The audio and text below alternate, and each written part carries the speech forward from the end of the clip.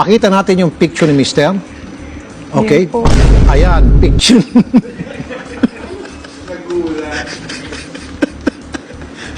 Okay. So, maganda.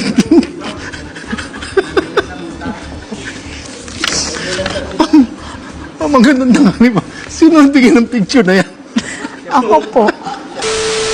Ang mutot ako ang baho ba? Siyempre naman kasi normal na kasi yun, yung uutot. Ang Alam nga normal. namang magsabi pa ako sa'yo. Normal. Hindi, kunwari yung ikaw oh. Kunwari, umutot ako, tapos mabaho. Ano mararamdaman mo? Normal na yun kasi mag-asawa naman tayo. Ba't kailangan ko, uy, love, uutot ako gano'n. Kailangan ko pa magsabi sa'yo. Hindi naman ganun yun eh. Wala.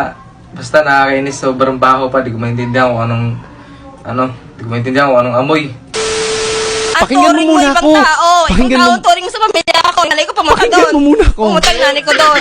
Nag-request na sa'yo ng hotdog. Tapos sabi nanay ko, hotdog. Yung pinili mo, potlong. Tapos nagreklamo nanay ko, nagalit ka? Nagalit ka? Kasi, Yung mga arte ng nanay ko? sir, sandali lang.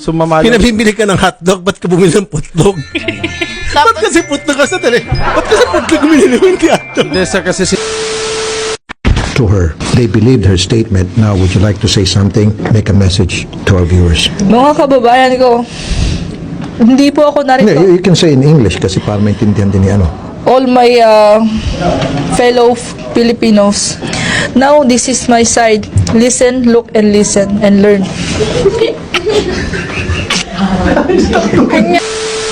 So, nung binato mo siya ng toothbrush dahil masakit na yung mga malulutong na salita niya, gumanti siya at Oo, yun po ang naging dahilan. Nagsabunutan po kami. Hindi ko po si masabunutan dahil wala po siya po. Yung damit na lang po.